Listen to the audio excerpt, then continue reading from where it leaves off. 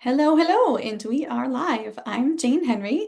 I write dark mafia romance, and I'm here with one of my colleagues and friends, Lucy Monroe. We're going to have a little chat about all things Lucy and then tease you at the end with what we both have coming. So let's have a little chat. Lucy, how are you?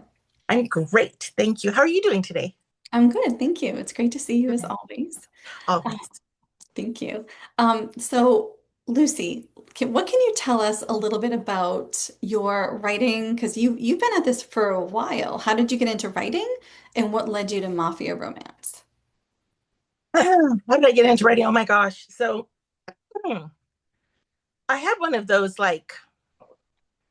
uh eureka moments while I was taking a bath. And I was like, I want to write a book. And this was back when my daughter, who is in her 30s, was a baby.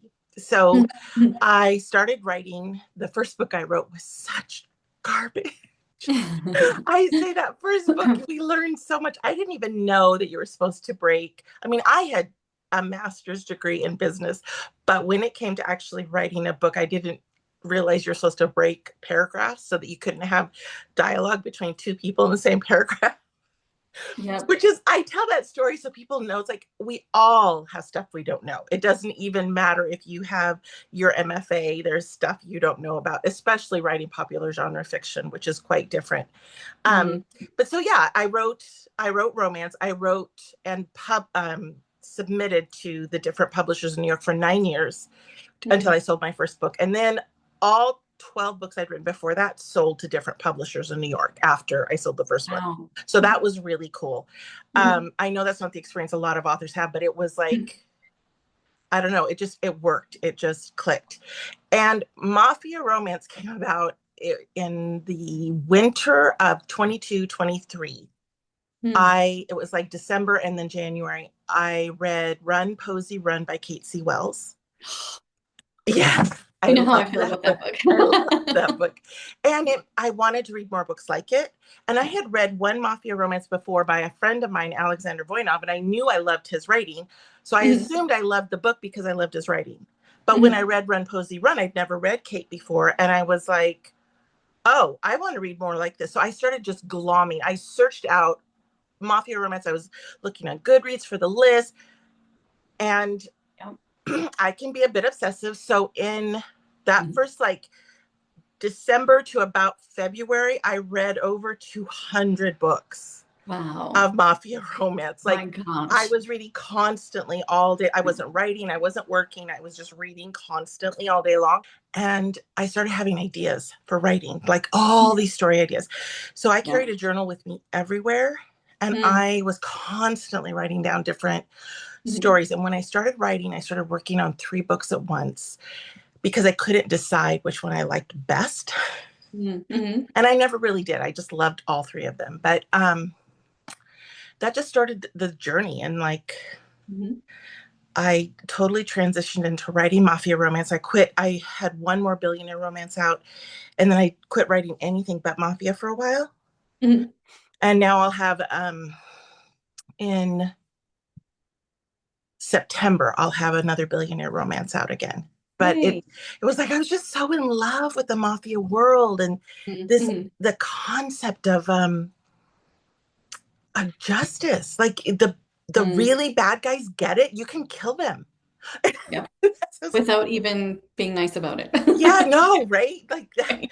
my husband, when he read the first book, and I had a torture scene, more than one actually, but the first one he read, he's like, honey, he was absolutely astonished. And I was like, well, it's the book, it's the story. You have to write what's in the story. And I Yep. did warn my very old readers, I mean, they've been with me a long time. There's a lot of violence on the page. Yeah. Yeah. And that's if there's not, is it even a mafia romance? I know. I It's what can't we imagine. expect. Like, have you read? Because I've read a few where it's like I would call them mafia adjacent rather than mafia romance Yes. Where it's like because a backdrop versus propelling the story. yeah, Yes. yeah, Yeah. Hmm. and that isn't what I wanted to write. It wasn't what I wanted to read either. So, Yeah. yeah. So Yeah, that I understand. Funny quick story. I yeah. used to play this cooking game on an app, and you would go to different cities to cook, and one of them was in Moscow. And I was like, oh, this guy that I'm serving is so hot. It was like a cartoon guy. I'm like, I'm gonna write Russian mafia. And that's what that's what started me off in mafia was this it was just Yeah. like this fantasy. I was like, he's so hot and dominant just by being Yeah. Russian Yeah. mafia. It's a natural, it's just Yeah. I part love of who he that. is, you know? I love What that. was your first mafia romance that you wrote then, going back a little while? So the first book that I wrote was actually Urgent Vows. And then I wrote the prequel to it right after I wrote it. So it actually just shows as the first book in the series. But Mhm. it was more of like, this is what happened before. This is how we got to that place where they're at the front of Perfect. the church and she's being forced to marry him. So Yeah, yeah, that was I love I that. still love that book. And Mhm. it's like a reader favorite, which is interesting because you always kind of hope that the books that you fall in love with are the books that readers fall in love with too. But it Yes, doesn't and always work. it's Yeah. not always the case. But I Yeah. feel like when you go off into a genre that's calling to you, because that was me with dark Yeah. romance. I was writing Yeah. contemporary, some BDSM, and then I was like, but what I really want to do, like that book will always be special. Like the first time you pursue that, that book just has so much meaning. Because you bring this raw sense of Yeah. wonder to writing in the Yeah. world you've been dreaming about. So I I totally, say all the time that writing inspired is different than writing to deadline. And it doesn't mean you can't write an amazing book to deadline. It yeah. just means that when you get that Mm. serendipity of inspiration and you're in that new flush of love with a Yeah. genre, those stories are just amazing in a way that you probably will never emulate again. I remember my very first Harlequin Presents, the first like Yeah. probably 5 or 6 books that I wrote for them were written in this flow of just love of that Yeah. subgenre of romance. And it's the same thing with my um romantasy, the same thing with my there's romantic suspense I wrote. It's just like you do. So I'm kind of waiting. I'm like, I'm still writing mafia romance, just love it. But I'm just saying, I'm kind of waiting to see what I'm going to fall in love with next. Yes, I love that. That's amazing. So if speaking of your books, if someone wanted to, if they're new to your books, Mm-hmm. what can we expect from a Lucy Monroe book? A lot of emotion, a Mm, lot of sensuality, definitely. I have always written spice in my books, but there's a lot of emotion in my books. And while I write mafia romance, the one my heroes will never hurt my heroines, like they'll mhm, never physically harm them. mhm. And that's I'm not talking about BDSM because that's a whole different thing. That's a consensual, like that's not what I'm Yeah. talking about. But it's what I write now. That doesn't mean it's what I always read. I love to read dark romance. I love to read your Mhm. books, by the way. And I Thank you. love to read just a lot of different authors. I'd never write their stories. It's Mhm. also, I love small town romance. I'm not going to write it. You know, Yeah. it's just, it's what is the story that you have to tell. But every book I write, you have people who are imperfect who find love. And the Mhm. theme is always that you don't have to be perfect to be loved and to be Mhm. loved absolutely. Yes, I love that. And it's one of the things I love about romance in general, because I will Mhm. die on the hill that romance ends with a happily ever after. I I will too. that. I'm with you on that one. And Yeah. the reason why I love doing it is because I really do believe that, love can conquer all. And I know it's rose-colored glasses, but I believe that, I'm Yeah. married to my first love of 24 years and he is my one and only. And I believe in love at first sight because I told my sister the day I met him that I'd marry him. I believe in insta love. I believe in all because it can all happen. Right. That's exactly me. I mean, that is so cool. We've been married for 37 years. We're still totally in love. We talk about it every once in a while. It's like, it's just I say there's parts of my husband in every hero I write because I couldn't write a hero if he didn't have a little bit of Tom in him.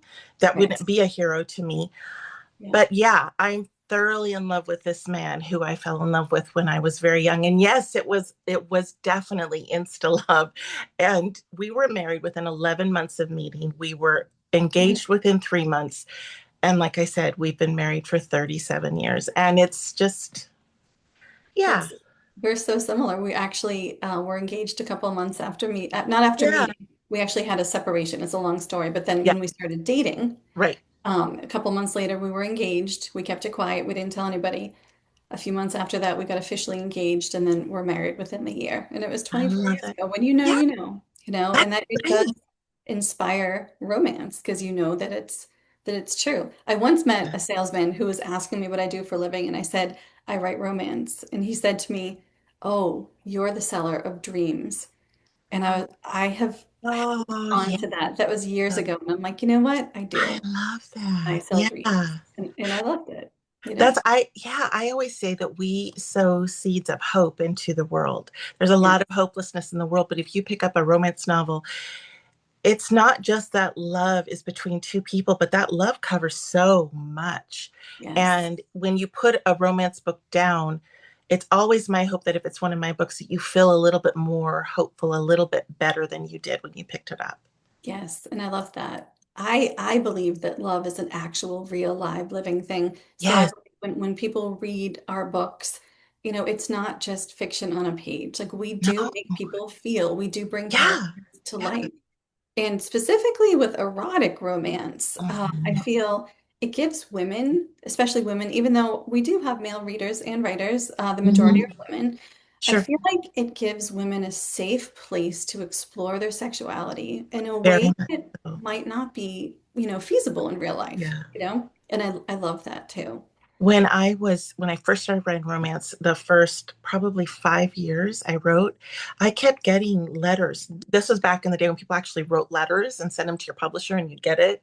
Yeah. And I kept getting letters from readers who said, "You made me realize it's okay as a woman to enjoy sex," Yes. or "You helped Right. me to figure out how to climax." Because I've always written graphic love scenes and I write them for a purpose.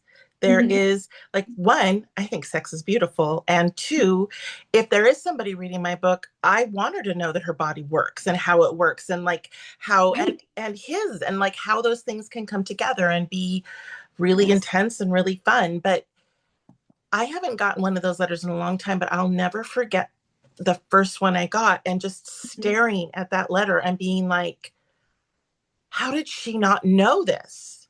Right. How, and then just realizing that in our culture, we have this horrible Victorian mindset still where women Yeah, aren't supposed to especially enjoy sex. especially with a lot of us that write romance grew up in a very conservative religious environment Yeah. that Like, shamed people for having yes. fantasies or for even, Yeah. I recently actually visited Amish country, which was fascinating and so fun. And I'm high input, so I went down a deep dive. And, you know, I've read that they actually have a divider between the beds, and some, like, even Yeah. after they're married, a lot Yeah. of them still will not even allow them to touch themselves. And I thought, as much respect as I have for, the strength it takes to live outside the norm, at least what we're used to, gosh, it's so sad in a way that people don't they're not able to fully understand that intimacy, and I Right. do think that it breaks down when we write these erotic books, Yeah. I say all the time, God invented sex. So why Yeah.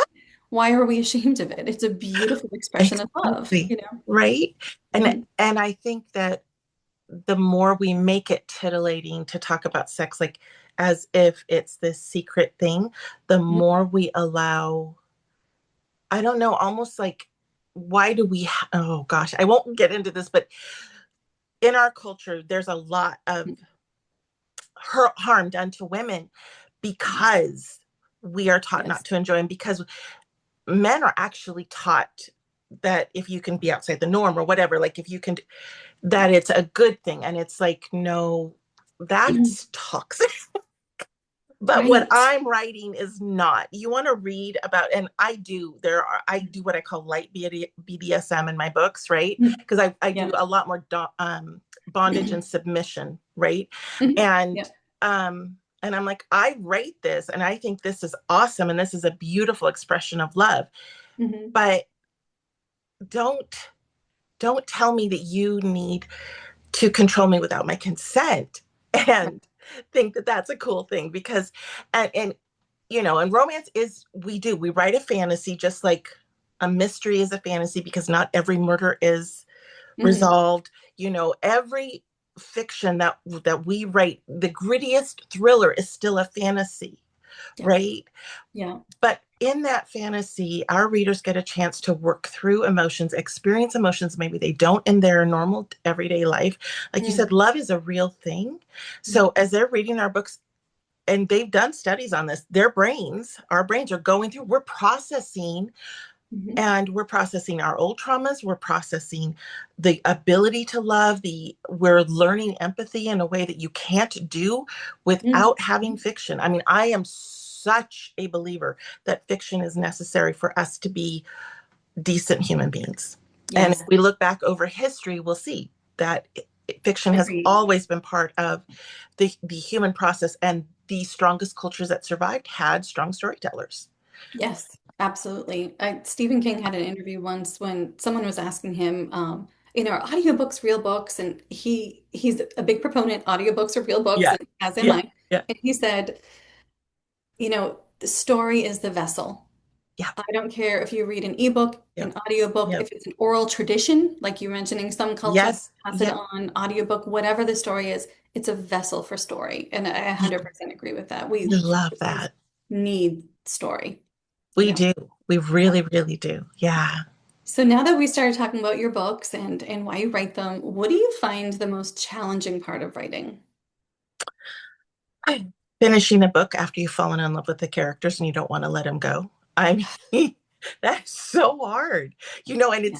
do you find yourself being like, I know this is where I said I was going to finish the book, but what if I just did this other scene and this scene and Yes, I make don't want to let myself them stop? go. Yeah. And Yeah. I actually bring my characters back in so many books just because I Mhm. want to see them again and I want Yeah. them there. And, I Yeah. love them. Yeah. Yeah, I totally understand that. Is there anything that kills your momentum when you're writing? Like an emotional block or distraction? Like, do you need a Absolutely. particular environment?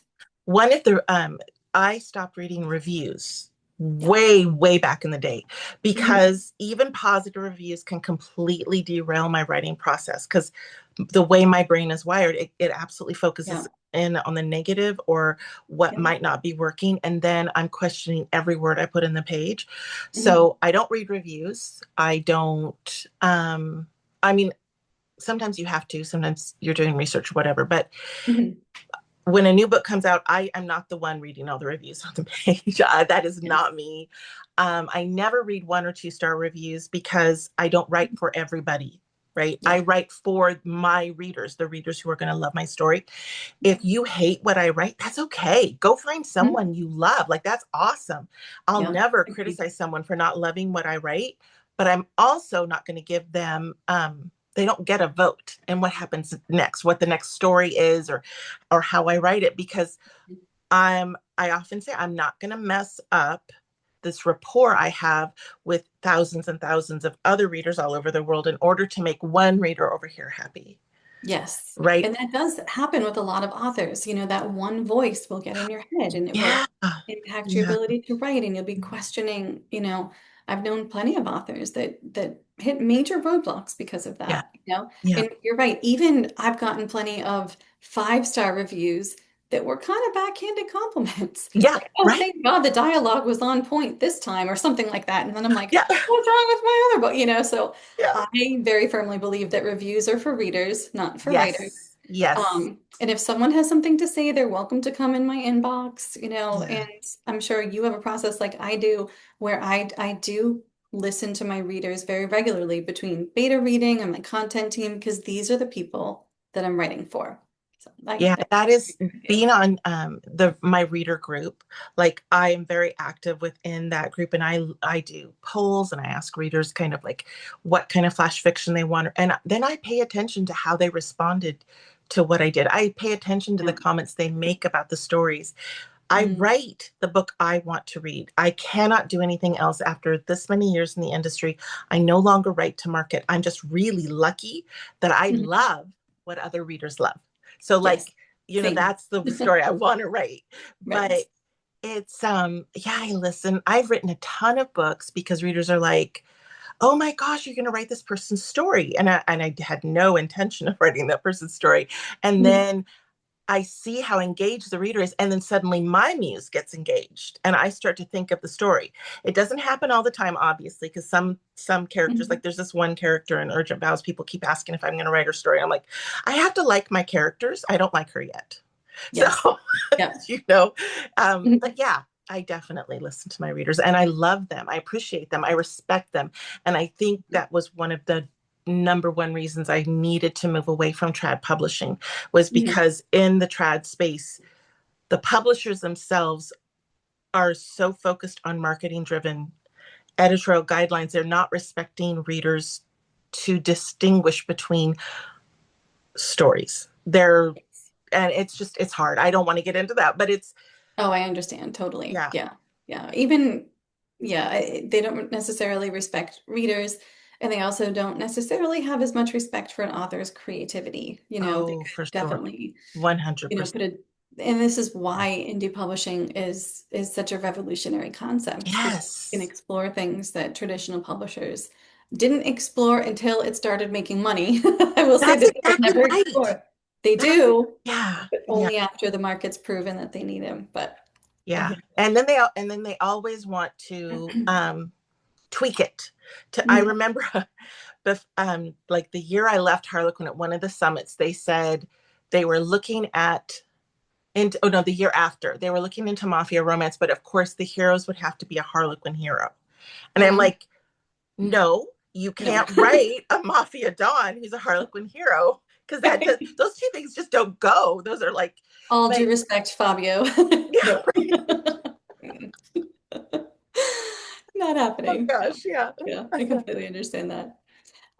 So have you ever, because you have, I can tell just by, our brief chat here today that you Yeah, spend a lot of time in your headspace, so yeah, writing is only, I think this is a misconception very frequently, is yeah. that we sit down and we write a book, and it's not really like that. Like there's No, always input, and there's always, yeah, fantasies, and then there's always thinking about things, and yeah, communicating with your characters and what would they say, and this type of, or seeing somebody and saying, oh my gosh, he looks just like I imagined this yeah. character. Right.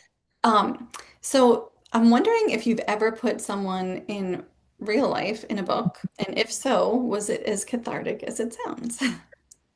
So it's funny because there's two answers to that question. One is on like the more positive side, and it is that I often will see either pieces or big chunks of people that are in my real life in a Mhm. book after I've written it. I wouldn't consciously do it, but I'll be like, oh my gosh, she's so much like my little sister was when she Right. was 18 or whatever. But there was a time my mom was terminal for over 10 years, and she had a doctor that was very dismissive of her life. Mhm. Mhm. And this doctor was just rude about like, well, if you're going to die, you're going to die. I mean, she was just really, really Mm. awful. So I put her in a book, and she had that same personality with my heroine in about, and yes, it was cathartic. And every time a reader says how much they love that book, and it is one of my more popular books, I'm, Mhm. yeah. And you just read about that nasty doctor. She's just, Yeah, because, yeah, it was very cathartic. karma's real. Oh, so we're actually kind of coming to our end here. We could keep Yeah, chatting all day, I am for sure. confident. Sure. So I have a quick question for Mhm. you. Or maybe not a quick question. What advice would you give a new writer, someone who just started? Because I actually think this is kind of neat question because um, most every writer I know started as a reader. I don't know Yeah, if how you can yeah. be a writer that didn't start as a reader. So at any given time, our audience has potential writers there. So what advice would you give them? So the number one piece of advice I give aspiring authors is to write the book, and write the book after the book, and write that book after the book. Don't assume your first book is going to be published. Don't it? You think your first book is the most amazing book that has ever been written in the world until you actually step back from it. Right. And that's very typical. But yeah, just to keep writing and to finish books. Don't start Yes. 130 books and not finish any of them. You're Yes. still a writer. There's no one gets to tell you you're not a writer when you're writing. Mhm. But you can't publish yourself, and you can't get published with trad if you aren't finishing a book, because you can't publish an unfinished manuscript. So Mhm. there is that. But yeah, and then the other thing is, I wish I had realized early on that it is okay to say no. It is okay to say no to publishers. It's okay to say no to readers, because you have to write the story you want to read first. Yes. If you're not enjoying it, then your readers aren't going to enjoy it, no matter how much the market says it wants X, Y, and Z. If you don't Mhm. want to write X, Y, and Z, it's going to come off there won't be that emotional connection with the reader. So especially in our genre, that's incredibly important. But I do Sure. think other genres are very emotionally driven, like horror and certain types of mystery. They're very, very emotionally driven. And if you're not connected to the story, how are you going to connect to the reader? Right. I agree. I agree with both of those. I think, people frequently think that writing the book is the hardest part. Well, finishing the book and actually, I mean, there are way more people that have finished Polishing the it. book Yeah. than people Yeah. who finished it. So, and that Yeah. first book, like you said, is very frequently it's an experiment. It's an experience. And some first books are excellent. Oh, Um, for sure. but the real win is that you completed a book. That's the win. Yeah. And like for me, there was a lot of learning with that first book. The difference between book one and book two was, I mean, you couldn't tell they were written by the same person. I Mhm. learned so much. That first book was like 30,000 words long. I didn't know. I didn't know how long the book needed to be. And then the second book's like 110. So, like, Right. You're like, maybe a little longer. How about you three know, times? yeah, you just Right. like, you learn a lot. But Mm, writing is the key to being a writer. So, mm, thinking is a key to writing. And I mhm. really believe that we all have to have thinking time. And if you don't take thinking time, you're going to run out of mojo to write. Yes. Yep. Yeah. Agreed. Just yesterday I was listening to a podcast with James Clear, who wrote Atomic Mhm. Habits, and he was Oh, yeah. talking about positive habit formation and how we can improve, and what are the things that keep people sticking with the habits? Because we all have habits we want to do, and human nature is that we're not going to do most of those. Right. And he said something that I had never heard before. He said, when people change the idea of what they're doing to an identity, they're more likely to complete the task. And so, in this context, he said, Mhm. instead of saying, I'm writing a book, say, I'm a writer.